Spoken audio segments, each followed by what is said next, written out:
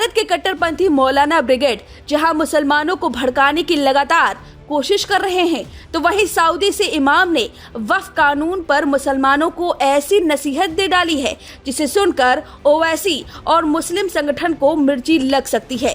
उनके प्लान पर पानी फिर सकता है।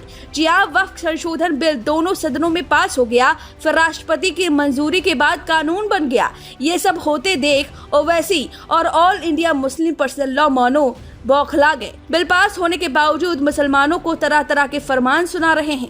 नमाज पढ़ते वक्त कभी काली पट्टी बांधने की सलाह दे रहे हैं, तो कभी सड़कों पर नाराए तकबीर लगाने को बोल रहे हैं।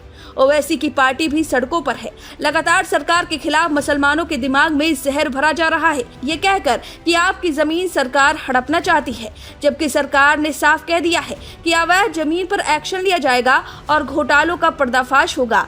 बावजूद इसके ओवैसी और मुस्लिम संगठन अपनी ही ढोल बजाए जा रहे हैं। फिलहाल पूरा मामला सुप्रीम कोर्ट पहुंच गया है। इस सब के बीच ग्लोबल इमाम काउंसिल के गवर्निंग मेंबर मोहम्मद तौहीदी ने वक्फ बोर्ड के बारे में बोलते हुए भारतीय मुसलमानों को बड़ी नसीहत दे डाली है। मोहम्मद तौहीदी ने माना कि वक्फ बोर्ड पर सरकार की निगरानी होनी चाहिए। इतना ही नहीं, उन्होंने वक्फ बोर्ड को सिर्फ मुसलमानों के लिए नहीं बल्कि इसे हिंदुओं समेत अन्य धर्मों और मानवता के लिए प्रासंगिक होने की बात कही है। जी हाँ, मोहम्मद तौहीदी ने कहा कि मेरा मानना है कि वक्फ बोर्ड को इस्लाम, मुसलमानों, समाज और मानवता की सेवा पर ध्यान केंद्रित करना चाहिए, जैसा कि हमने यूएई में किया है।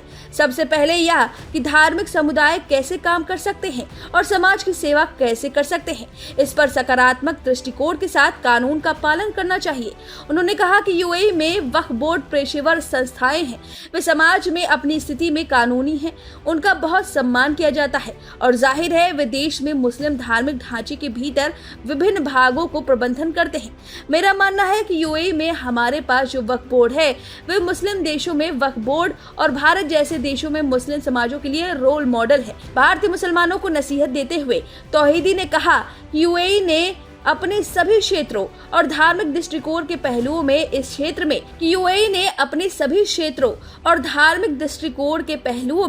क्षेत्र में यूएई से परे मुसलमानों के लिए एक रोल मॉडल रहा है।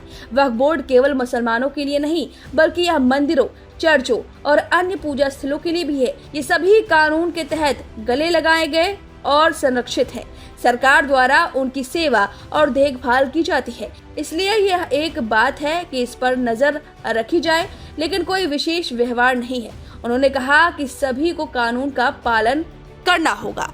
अब सऊदी के इमाम जहां वक्फ बोर्ड लागू है जो सभी धर्मों के लिए है, वो ये बात समझते हैं, लेकिन भारत के मुसलमान और भारत के मुस्लिम संगठन ये बात समझने को तैयार नहीं है। क्या कुछ छुपाया जा रहा है? क्या वक्फ बोर्ड के पास तमाम अवैध जमीन है जिसे छुपाने की कोशिश कर रहे हैं क्योंकि सरकार अब दखल देगी? आपको क्या लगता है? हमें कमेंट करके जरूर बताएं। वीके न्यूज, राष्ट्र के नाम।